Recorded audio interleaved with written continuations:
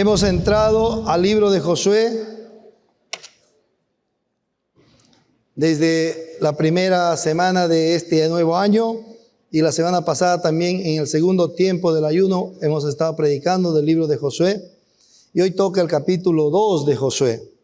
Y habíamos dicho que Josué se vuelve un libro importante para nosotros como iglesia de Cristo, porque a pesar de que el libro de Josué ha estado escrito para el pueblo de Israel, ahora el pueblo de Dios es la iglesia.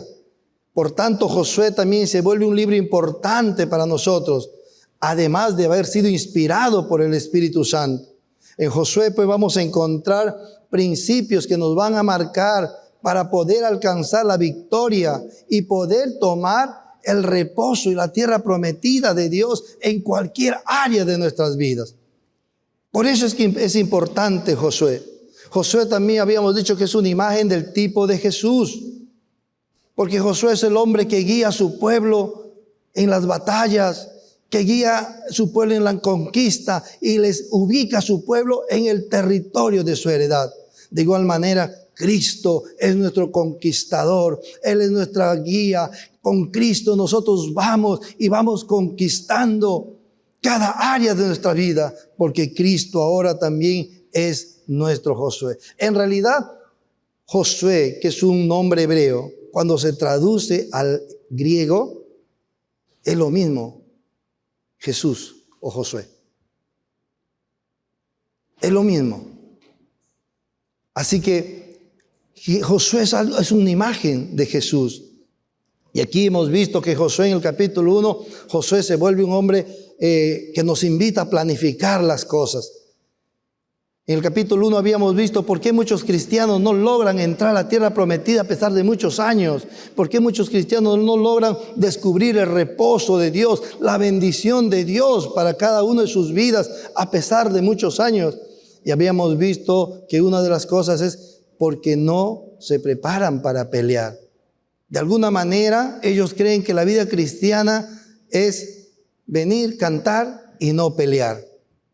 Y como no se preparan para la pelea, para la guerra, cuando hay situaciones que invitan a sacar la fuerza, el valor para mantenerse firme en la fe, claudican, fallan.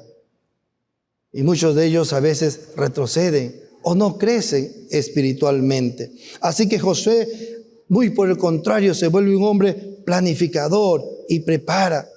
Y en este capítulo 2 vamos a ver cómo Josué prepara para poder cruzar el río Jordán, prepara para poder ver Jericó, que es la primera ciudad de toda la tierra prometida. Quiere ver cómo está esa ciudad. Y por eso en el versículo 1 dice, Josué hijo de Nun envió desde Sitín 2 espías secretamente, diciéndoles, andad y reconoced la tierra y a Jericó. Tenemos que aprender a ser planificadores, tenemos que aprender a ser preparadores para poder hacer lo que Dios nos demanda y nos pide hacer. La planificación y la preparación, hermano, no es un acto de duda, no es un acto de miedo, no, vamos con Dios, no pienses, vamos, no.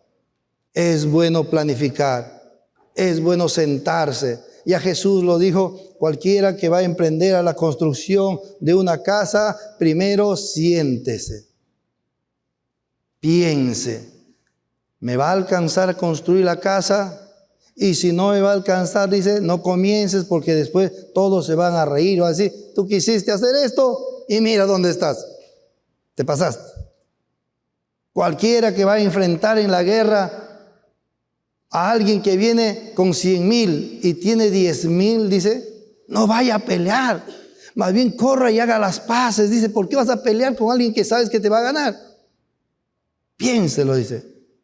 Y no es temor, no es falta de fe, no es falta de confianza en las promesas de Dios, por lo que Josué planifica y prevé las cosas, porque es verdad que Dios prometió, es verdad que Dios le dijo, la victoria es tuya, el éxito es tuyo. Como Dios este año nos dice, el éxito en una vida celular, ferviente, iglesia, alianza cristiana y misionera de Ica es tuya. Las células van a ser fervientes, van a estar llenas de compromiso, de amor. van a estar llenas de pasión. Eso es tuyo. Pero eso no va a suceder por suceder. Tiene que planificar. Tengo que prepararme. Por eso que las células van a comenzar en febrero. Y yo sé que los líderes ya están preparando. ¿Cómo? Seguramente este tiempo ya están llamándole. No te olvides, la primera semana de febrero. No te olvides, te quiero ver. Vamos. Porque saben que Dios tiene una promesa. Pero hay que planificar. Cuando Dios te promete la victoria, el éxito, no es para que te vuelvas pasivo, holgazán y no hagas nada. No, ya Dios lo dijo y Él va a cumplir. No, cuando Dios te da una promesa es para que te vuelvas un hombre esforzado y valiente. Un hombre que planea y se aplique el esfuerzo y la valentía para alcanzar lo que Dios prometió. En Daniel 11:32 dice la palabra de Dios: mas el pueblo que conoce a su Dios se esforzará y actuará. Mas el pueblo que conoce a su Dios se esforzará y actuará. Hay un escritor de más o menos 85, 90 años, hablando de Josué, dice que la vida de Josué y las victorias que Josué tuvo se basaron en 3 cosas que Josué tenía en su corazón. ¿Cuáles son esas 3 cosas que Josué tenía en su corazón? ¿Qué es lo que creía Josué? Número 1, que Dios es todopoderoso. Estas 3 cosas que voy a mencionar son las que a cualquier cristiano le puede dar la victoria en lo que sea. Número 1, que Dios es todopoderoso. Josué sabe que va a haber enemigos. Josué sabe que va a haber murallas. Josué sabe que va a haber dificultades. Josué sabe que hay cosas más grandes que sus fuerzas y sus talentos y sus habilidades. Pero él sabe que tiene un Dios todopoderoso. Hay alguien aquí que sabe que su Dios es todopoderoso. Porque esa es una de las cosas que hace vivir el alma. Saber que Dios es todopoderoso, puede vencer todo, puede derribar todo, puede dar victoria ante todo. Y Josué tenía eso en su corazón. Así que cuando había situaciones difíciles, él decía: mi Dios es más grande que todos. Muchas veces nosotros tenemos un Dios pequeñito. Nuestros problemas son más grandes que nuestro Dios. Y por eso andamos en ansiedades, en angustias y desesperaciones. Porque no podemos decir: el Dios en el que yo creo es todopoderoso. Él me puede levantar de una silla de ruedas, Él me puede dar un brazo, Él es todopoderoso. Así es mi Dios. Y Josué tenía eso. El segundo principio que manejaba la vida de Josué es que él sabía que ese Dios todopoderoso siempre estaría con él. Que siempre estaría con él. Josué sabía que aunque era líder, él podía fallar. Él podía llenarse de miedo, él podía tomar una estrategia equivocada, él podía perder ciertas cosas, pero a pesar de eso, él sabía que Dios había dicho: nunca te dejaré. Así que él dijo: él siempre está conmigo. Él me ama, él me acepta, él me escogió, él me bendijo, él siempre está conmigo. Y si me amó estando muerto en mis delitos y pecados, ¿cuánto más no me amará ahora que soy su hijo? Por eso el apóstol Pablo dice a la iglesia, le dice: ¿no has entendido? Si Dios te dio a su hijo, lo más precioso te dio a ti, ¿cómo no te va a dar Dios con él? A tu novia, a tu esposo, a tu economía, a tu salud, a crecer espiritualmente, a la paz que necesitas, al amor que necesitas, a la pasión por Dios que necesitas. ¿Cómo Dios no te va a dar con Cristo todas esas cosas? Si te dio lo mejor. Así que Josué tenía eso en su corazón. Dios está conmigo. nadie va a poder conmigo, porque Dios está conmigo. Él me cuidará. Él me extenderá su mano poderosa para levantarme cuando me estoy hundiendo en aquel mar de la vida. Josué dice, no es porque le ponga ganas, no es porque me esfuerzo que logro mis cosas, es porque Dios está conmigo. Es porque Dios está conmigo, amén. ¿Por qué las células serán fervientes? Porque quiero decirte a ti, líder celular, que Dios estará contigo. Que Dios estará contigo. Que Dios estará contigo. Que Dios estará contigo. Amén. De eso se trata. Y la tercera cosa que marcaba la vida de Josué es que Josué sabía y creía que el Dios que estaba con él siempre cumple sus promesas. Él siempre cumple sus promesas. Dios sabe que Josué sabe que Dios es un Dios de pactos. No es un Dios como esos hombrecillos que en la cara le pueden decir a la mujer, y te voy a amar para toda la vida, sea que bien y mal, sea que seas pobre. Y de la noche a la mañana dice, somos incompatibles. Josué no es así. Josué es un hombre valiente y sabe que Dios lo que dice, promete.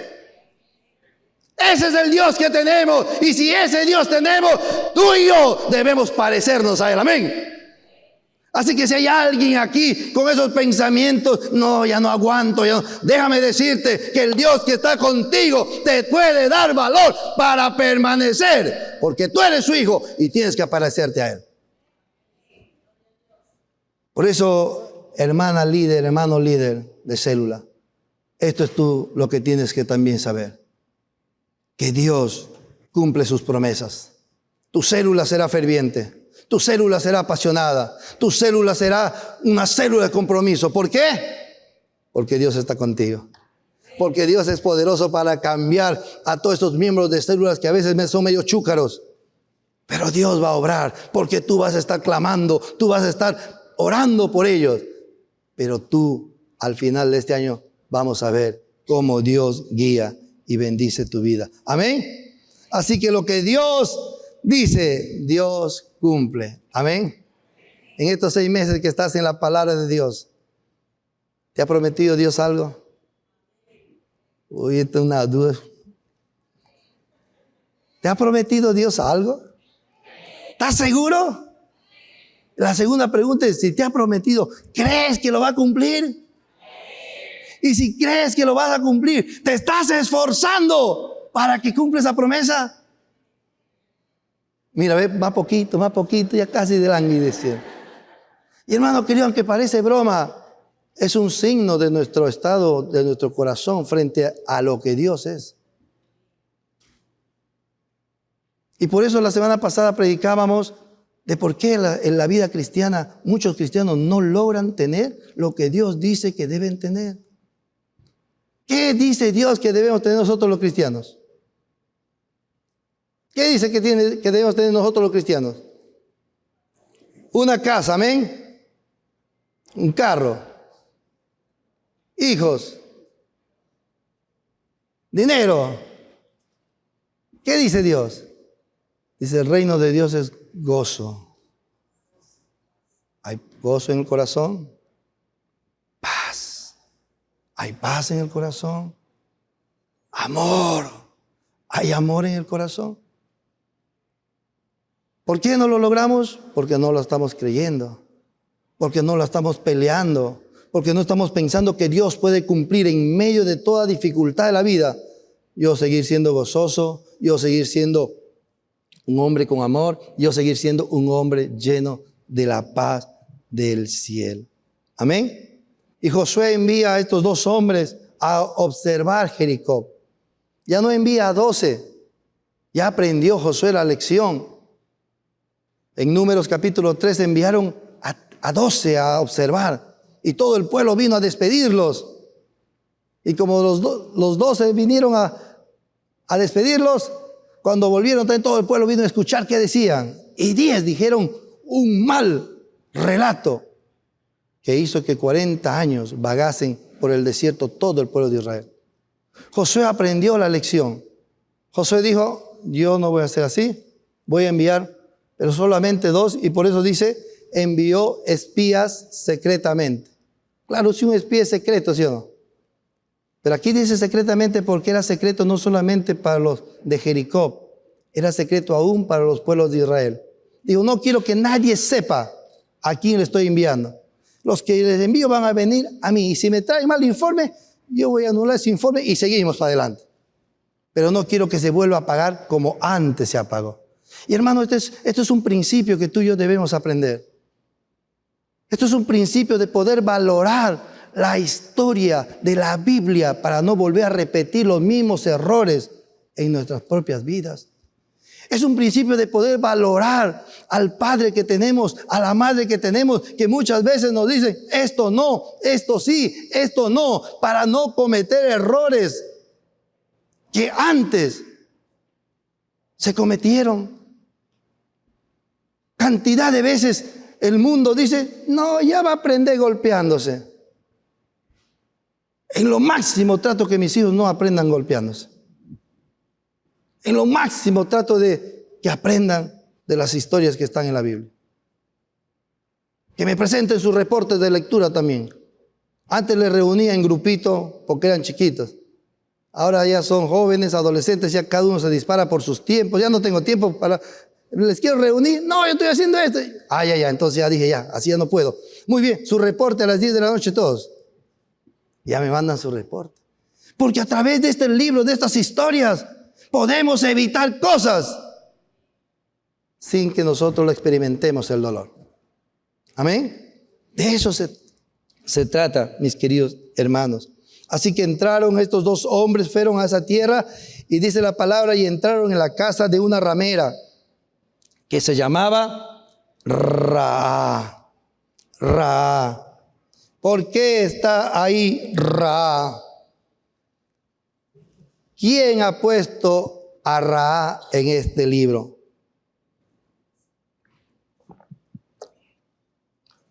No hay otro personaje, hermano,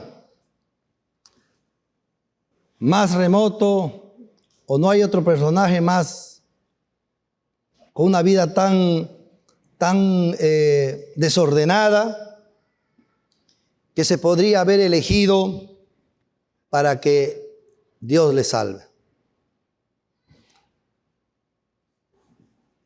Así que Rahab está aquí, hermanos, para decirnos que no hay pecado tan profundo, ni iniquidad tan sucia que Dios no pueda perdonar.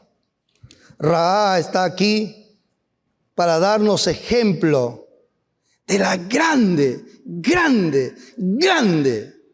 y abundante gracia y misericordia de Dios para con el pecador.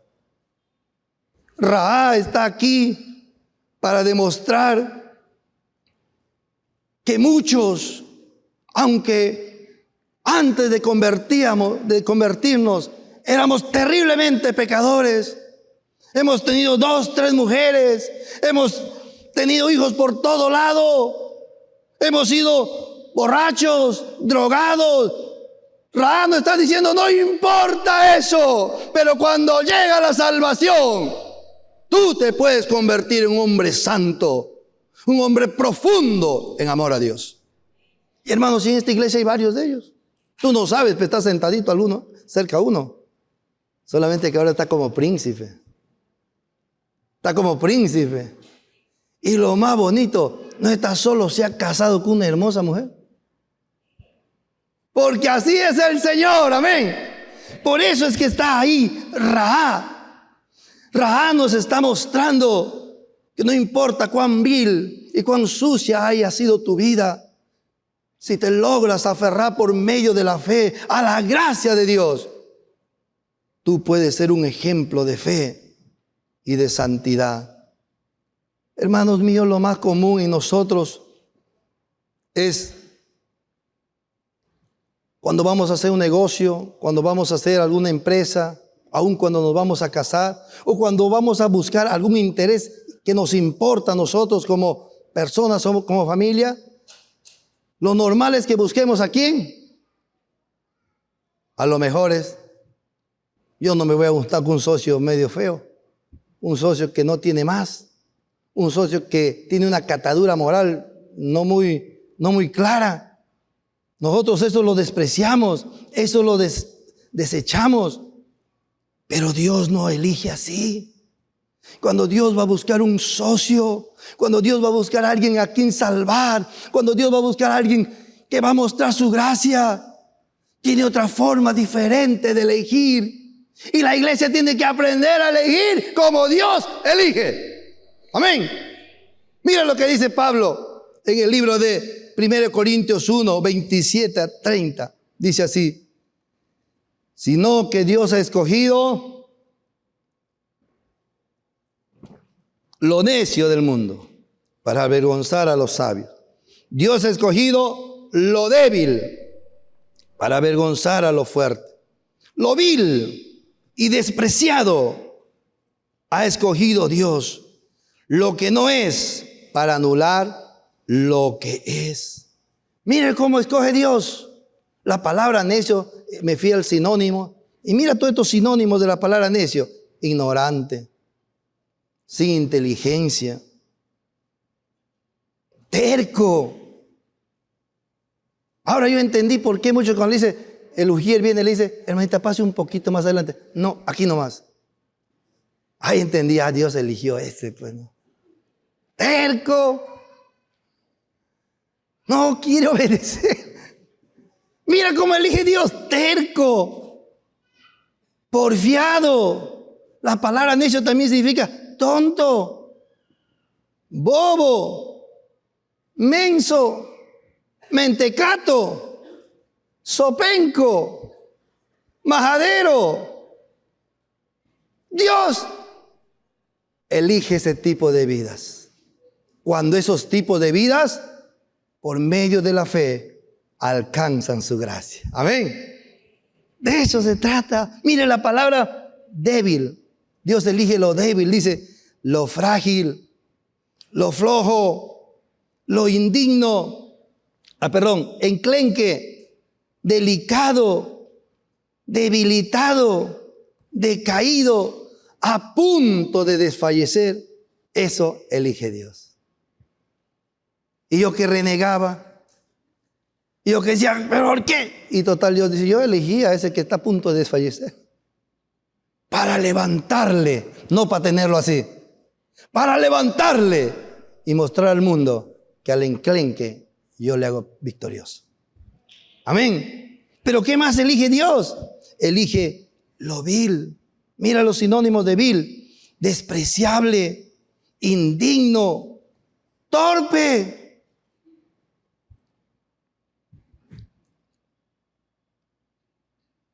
Alguien en quien no se puede confiar, desleal, infiel, traidor. Esa es la palabra vil. Y dice, Dios eligió eso para mostrarle al mundo cómo ese traidor, ese infiel, ese sin compromiso con el poder del Espíritu Santo se vuelve un hombre de compromiso, un hombre fiel, un hombre que cuando dice sí, es sí, y cuando dice no, es no. Ese es el Señor. Y ese tipo de corazón elige lo menospreciado, lo que no tiene valor, lo que no tiene importancia, y elige lo que no es para hacer lo que sea.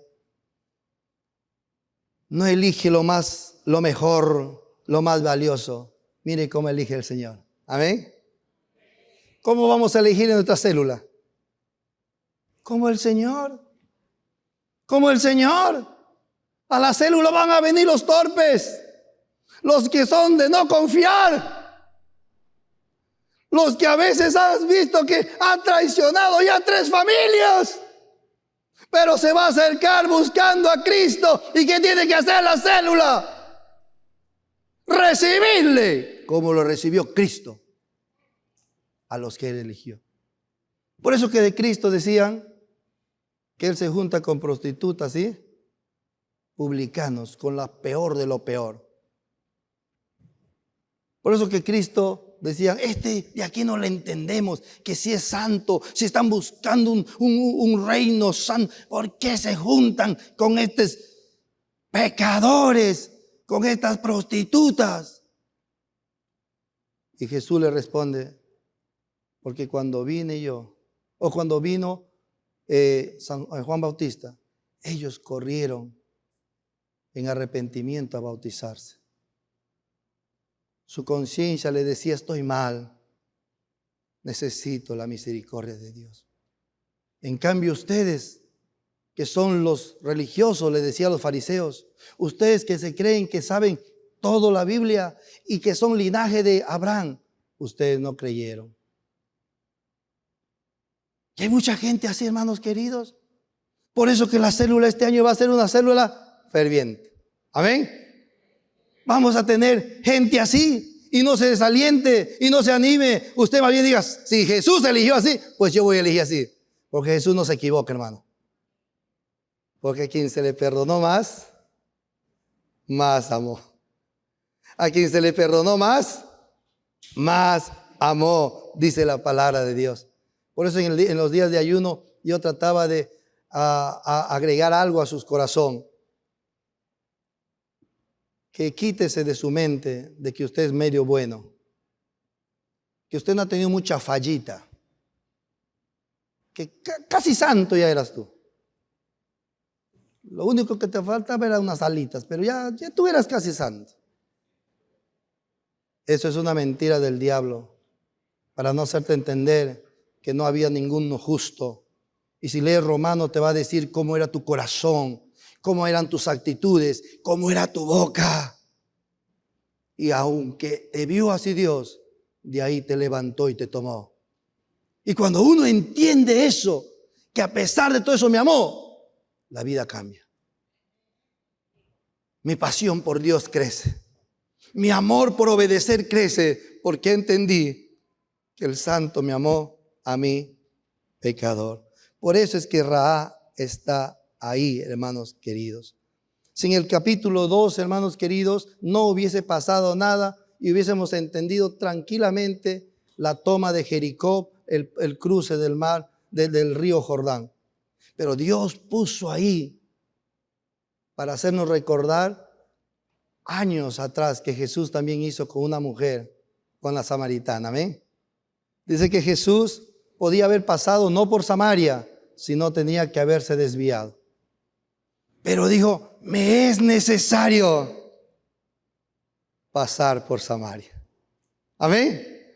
Porque sabía que esa mujer, tan igual que Rahab, una prostituta, una mujer de una vida tan difícil, decía, ella necesita agua del cielo. Amén.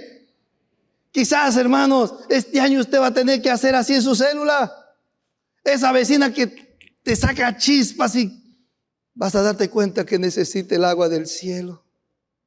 Ese hombre que tú no entiendes y por qué está tan amargado en su corazón, vas a entender que necesita agua del cielo. Esa mujer que tú sabes que ya tiene 3 esposos y ahora está sola, vas a entender que necesita agua del cielo.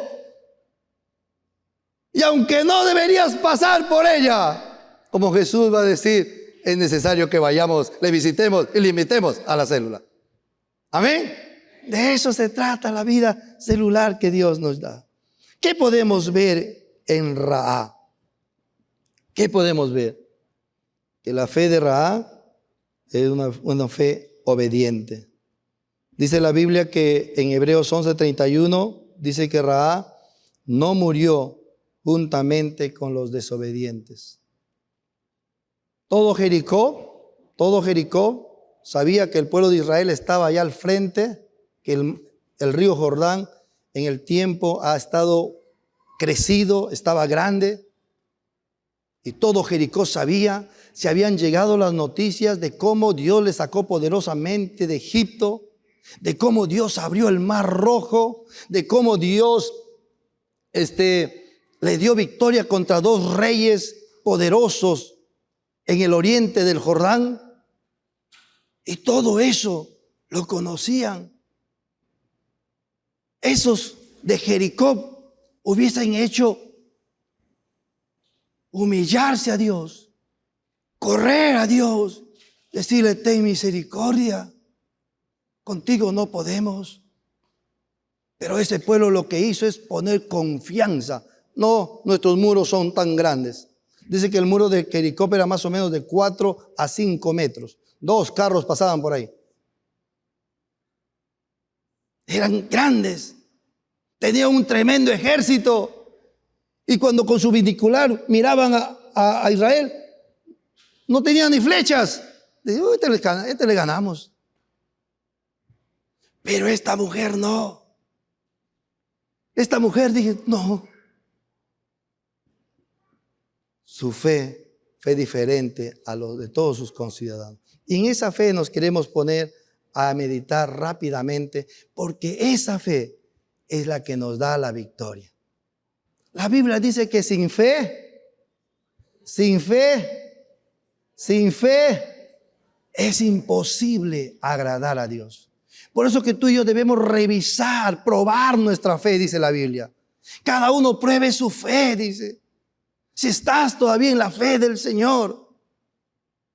Entonces esta mujer nos ayuda para poder ver el tipo de fe. Lo primero que corriendo queremos hacer, lo primero de la fe de Rahab es que tiene convicciones.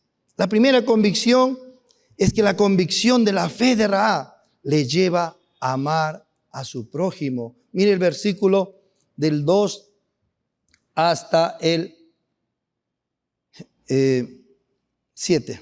Dice: entonces el rey de Jericó, y fue dado aviso al rey de Jericó diciendo: he aquí que hombres, los hijos de Israel, han venido aquí esta noche para espiar la tierra. Entonces el rey de Jericó envió a decir a Rahab: saca a los hombres que han venido a ti y han entrado a tu casa, porque han venido para espiar toda la tierra. Pero la mujer había tomado a los 2 hombres y los había escogido y dijo: es verdad que estos hombres vinieron a mí, pero no supe de dónde eran. Y cuando se iban a cerrar la puerta, siendo ya oscuro, estos hombres se salieron y no sé a dónde han ido. Seguidlos a prisa y los alcanzaréis. Mas ella los había hecho subir al terrado y los había escondido entre los manojos de lino que había puesto en el terrado. Y los hombres fueron tras ellos por el camino del Jordán hasta los vados, y la puerta fue cerrada después que ellos salieron. La convicción de la fe de Rahab, la convicción de saber que ese pueblo tiene un Dios poderoso, que ese pueblo da victorias, de saber que su pueblo no va a poder contra ese Dios. La primera convicción que le da es que tiene amor por el prójimo. Y hermanos queridos, la convicción de una fe verdadera se ve en el trato que tenemos con nuestro prójimo, especialmente con nuestros hermanos. Ahí es donde se ve cuánta fe y cuáles son las convicciones de tu fe. Rahab, la prostituta, se vuelve una mujer de ese tipo de fe, que muestra su fe con el amor a un prójimo.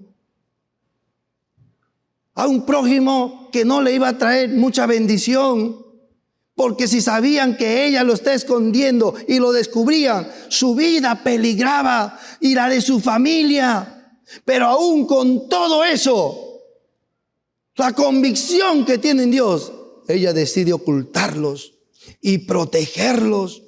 Santiago 2:25 declara: Rahab fue declarado justa ante Dios por sus acciones cuando ella escondió a los mensajeros y los ayudó a regresar sin riesgo alguno por otro camino. Así que al mostrar amor, atención, respeto, buen trato a mi hermano, al no estar criticando y tener una boca criticona contra mi hermano, yo estoy mostrando una fe verdadera. Una fe real. Primera de Juan 3:14 dice: nosotros sabemos que hemos pasado de muerte a vida en que amamos a nuestros hermanos. El que no ama a su hermano permanece en muerte. Hermanos queridos, el cristiano tiene que aprender a amar a su hermano. Y muchas veces ni siquiera nos queremos dar el tiempo para conocer algo del hermano, ni siquiera en nuestra célula. Y eso habla de una fe no muy real. La marca de una fe real es que te interese el bienestar de tu hermano. Muchas veces te es más fácil servir a alguien que no conoces que al hermano que lo tiene porque ay, que usted me ha hecho esto. Así que con él no.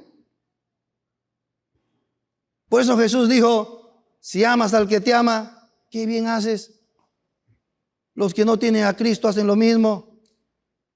Si saludas al que te saluda, qué bien haces.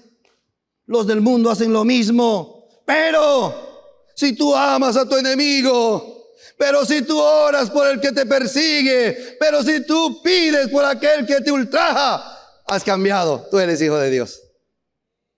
De eso se trata. Y eso debemos experimentar este año en una vida celular ferviente. Amén. Lo mínimo que tengo que hacer es estar apasionado con el grupo de célula que Dios me ha dado. Conocerlos, pasar con ellos tiempo. Saber cuáles son sus necesidades, sus debilidades. Querer involucrarme, si puedo, en ayudarle en algo. De eso se trata la vida cristiana y la fe, con convicciones firmes. Y aquellos que no andan así, dice el apóstol Juan, no andan correctamente. Primera de Juan 1:7 dice, pero si andamos en luz, como Él está en luz, tenemos comunión los unos con los otros en Jesús. Y Jesús nos limpia de todo pecado. Qué bonito. La comunión entre hermanos hace que Jesús dice, estos se aman, yo los limpio de todo pecado. Amén. De eso se trata. La segunda convicción es que la convicción de fe de Rahab cree en un Dios que obra, en un Dios que hace obras. Mira lo que dice el versículo 9 al 10. Dice, sé que Jehová os ha dado esta tierra, porque el temor de vosotros ha caído sobre nosotros, y todos los moradores del país y han desmayado a causa de vosotros, porque hemos oído que Jehová hizo secar las aguas del mar Rojo delante de vosotros cuando salisteis de Egipto, y lo que habéis hecho a los 2 reyes de los amorreos que están al otro lado del Jordán, a Sehón y a Og, los cuales habéis destruido. La fe de Rahab, la convicción de su fe, es que ella sabe decir, yo sé quién es Dios. Y no sé que yo sé que es Dios porque Dios me dio un flechazo. Porque cuando cantaba la alabanza le sentía a Dios. La fe de Rahab no se basa en algo subjetivo, en una emoción agradable para con Dios. La fe de Rahab se basa en algo objetivo, en obras. La fe de Rahab dice, yo sé lo que Dios ha hecho. Dios sacó a su pueblo de Egipto. Dios les abrió el mar Rojo. Dios les dio victoria contra este rey. Yo sé, ese Dios obra. Y su obra es real. Y aquí en la iglesia usted y yo también debemos aprender a descubrir a ese Dios que obra, que sana, que santifica, que transforma, que arregla matrimonios, que arregla hijos, que nos vuelve a la vida. Ese es el Dios que tú y yo debemos decir, yo sé quién es mi Dios. No es un Dios de sentimientos, es un Dios que muestra obras. Es un Dios que levanta muertos. Es un Dios que cambia vidas. Y esas convicciones tiene Rahab. Así que la fe de Rahab se fundamenta en datos objetivos sobre Dios. La fe bíblica es una fe objetiva, es una fe palpable, no es una fe ciega, queridos hermanos. Y por eso es necesario, ¿qué fe es necesario para que Rahab pueda creer en Dios? Oír de las obras de Dios. Si Rahab no escuchaba la obra de Dios, cómo su corazón iba a producir esa fe. Pero de alguna manera alguien le dijo, oye, Dios le sacó a ese pueblo esclavo de Egipto. ¿Pero cómo? Mandó 10 plagas. Alguien le dijo, Dios abrió el mar Rojo. Alguien le dijo, Dios destruyó a esos 2 reyes que estaban al frente por su pueblo. Y Rahab creyó en su corazón. Mientras todo su pueblo no creyó, Rahab creyó. Rahab confió. Rahab descansó en eso. Y por eso, hermano, que la fe viene por el oír. El oír las obras de Dios. ¿Sabes lo que Cristo ha hecho por ti? ¿Sabes lo que Él pagó en la cruz por ti? ¿Sabes lo que le costó la salvación de tu alma? Y uno dice, creo que esa sangre que se derramó en la cruz me puede salvar, me puede limpiar, me puede transformar. Yo creo en esa obra poderosa. ¿Y esto a qué nos insta, hermano? Que en cada reunión de mi célula tiene que estar presente las obras poderosas de Dios. Para que cualquiera que oiga tome la decisión y la elección de creer o no creer. Así es como Rahab nos muestra este corazón ferviente en fe. Todos los de Jericó oyeron que Dios abrió el mar Rojo, que derrotó a los reyes, pero solamente Rahab creyó. Y dice 2 Timoteo 2:12, hablando Pablo, dice, por lo cual asimismo padezco esto, pero no me avergüenzo, porque yo sé en quién he creído. Y estoy seguro que es poderoso para guardar mi depósito para aquel día.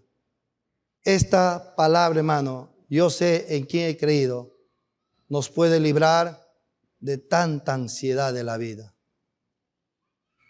De tanta angustia que genera la vida. De tanto afán que nos hace correr. Si podríamos, como Rahab, decir, yo sé en quién he creído. Yo sé en quién he creído. Yo sé que Él ayuda. Yo sé que Él levanta. Yo sé que Él sana. Yo sé que tiene poder ilimitado. Yo sé en quién he creído. Amén. Esta es la convicción de Rahab para vivir, para mostrar su fe. Por último, la convicción de Rahab también, de fe de Rahab también, es que solamente reconoce a un Dios. Versículo 11 dice, oyendo esto ha desmayado nuestro corazón, ni ha quedado más aliento en hombre alguno por causa de vosotros, porque Jehová vuestro Dios es Dios arriba en los cielos y abajo en la tierra. Para el cananeo, para el hombre de Canaán, de Jericó, la mente estaba llena de muchos dioses. Pequeños diosecillos tenían ellos. Tenían un dios para la lluvia, un dios para el sembrío, un dios del río, un dios de los truenos, un dios de las moscas, cantidad de diosecitos, un dios de la fertilidad. Y en su mente tenían dioses con limitaciones. Este que era del río no podía hacer la cosecha. Este que era de la cosecha no podría hacer la fertilidad. Pero Rahab se da cuenta que el Dios de Israel no solamente es un Dios que está en el cielo. Es un Dios que mueve ríos, que manda plagas. Las 10 plagas de Egipto eran a 10 dioses de los egipcios. Y dice, este Dios domina sobre todos. Y eso hace que Rahab tenga su convicción en un único Dios. En el Dios que está en los cielos, que gobierna en los cielos y gobierna en la tierra. Así que cuando tú y yo sabemos que Dios gobierna en los cielos y en la tierra, esto nos va a dar una base estable y sólida para apoyarnos en medio de las incertidumbres de la vida. ¿Cuántos no nos vienen incertidumbres en la vida? ¿Sí o no? Algunos de ustedes esta semana les toca un chequeo en el médico. ¿Cómo están yendo? Que esa bolita no sea un tumor. Que esa bolita no sea un tumor. Algunos de nosotros en la relación de pareja ya no se están mirando mal. Y los hijos están de miedo que mis papás no se divorcien. En esas incertidumbres, uno puede decir, no, Dios es Dios allá, pero Dios también gobierna acá. y yo sé en quién he creído. Nuestra confianza en quien creemos también nos va a impulsar a crecer en la obra del Señor. Siempre nos va a llevar a no vivir continuamente avergonzados de quién somos. Cantidad de cristianos no puede decir a la gente, soy cristiano y por eso no tomo, por eso no voy. Antes iba al grupo 5, pero no voy ahora. No sé por qué, pero mi corazón ya no jala. Eso, motor y motivo, tú eres la culpable, ya no jala. Ahora jala, hay victoria en el nombre de, y soy cristiano. No le digas, no va a hacer contrato contigo, no hará contrato con él, pero yo tengo un contrato con mi Cristo. Tener estas convicciones nos llevan a crecer y a madurar y no avergonzarnos de Cristo. Al contrario, agarrarnos de Cristo, porque Él es un Dios grande y poderoso. Por eso cuando lo ves a los apóstoles, hermanos, que corren y que aunque son maltratados y golpeados, no es porque eran unos super cristianos. A veces nosotros le vemos a los apóstoles como super cristianos. No, hermanos queridos, sino que ellos sabían quién era Dios. Ellos sabían en quién había creído. Amén. No, si no haces esto, le decían a una mujer, mire, si no haces esto, no te vamos a poder dar la visa. Tienes que engañar que tú ya has estado aquí en Estados Unidos. Porque si no dices eso, te van a revocar y te van a mandar, le decía un abogado. Y era un abogado de la iglesia, a una mujer de la iglesia. Pero esa mujer decía, hermano, mire, aunque me manden, voy a decir la verdad. Pero no, ¿cómo, hermana? Hermano, Dios sabrá lo que va a hacer. Y entonces se va, le llega la agencia que evalúa eso de los trámites y le dicen, venga, ¿usted por qué está aquí? ¿Desde cuándo? Yo estoy aquí desde esta fecha a este tiempo. O sea, recién nomás, sí. ¿No has venido antes? No, recién nomás. ¿Y por qué tú no dices, como antes otros vienen y me dicen que sí, que el otro? Yo soy cristiano, mi iglesia es de aquí al frente de la embajada. Así. Muy bien.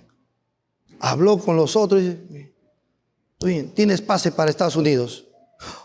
Porque queremos que así en Estados Unidos haya mujeres de verdad, que tengan esas características. Tienes pase. Y después este abogado, de la agencia, va y le busca a su pastor.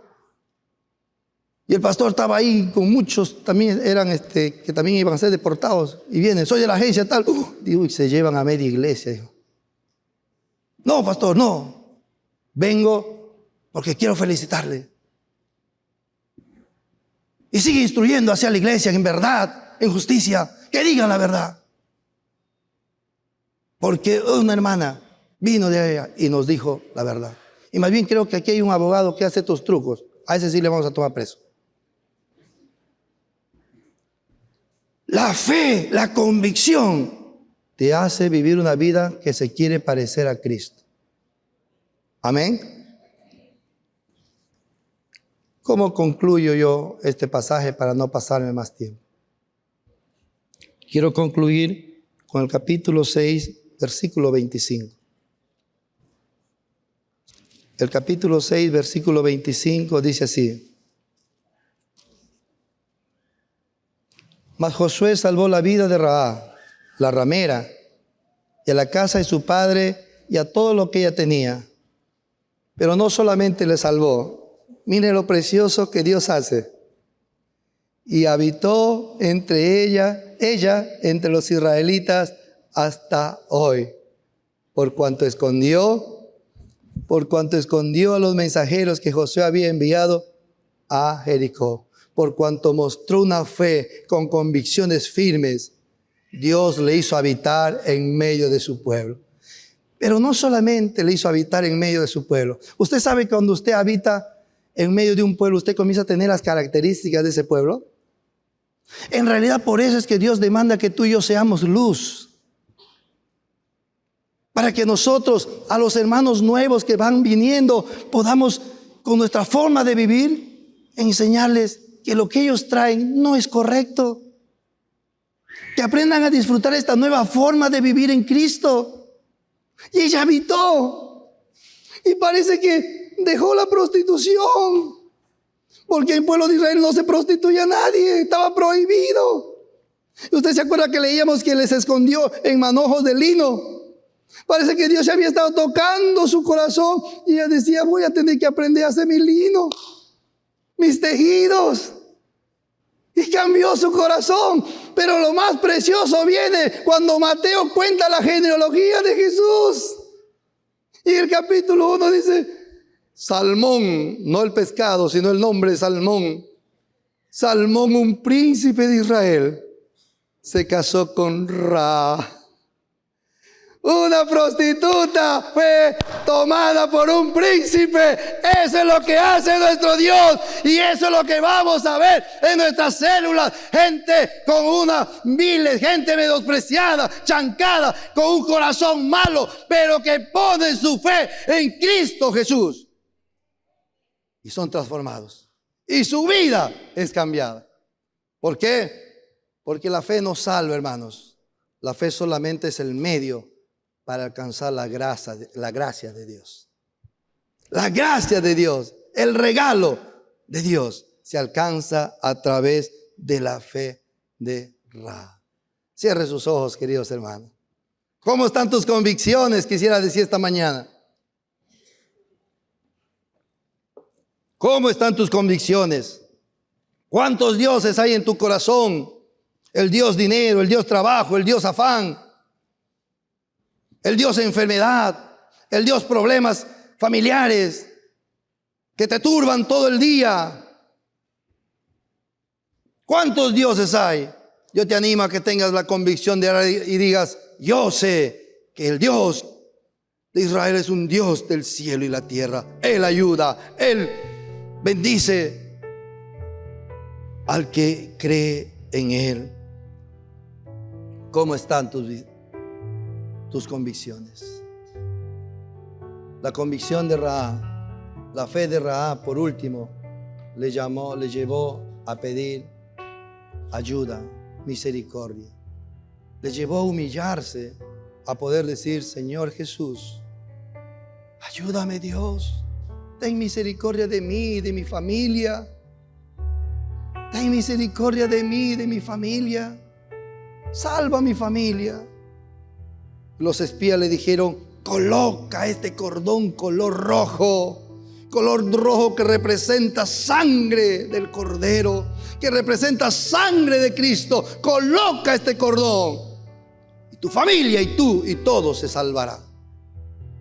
Y este es el mismo mensaje que tú tienes que llevar. Coloca en tu célula, en tu casa, ese cordón. Habla a tu madre, a tu padre, habla a tus hijos. Dile, vengan, he conocido a un Dios. Acérquense, porque va a venir destrucción. Pero todos los que estamos en casa donde hay este cordón, seremos salvos.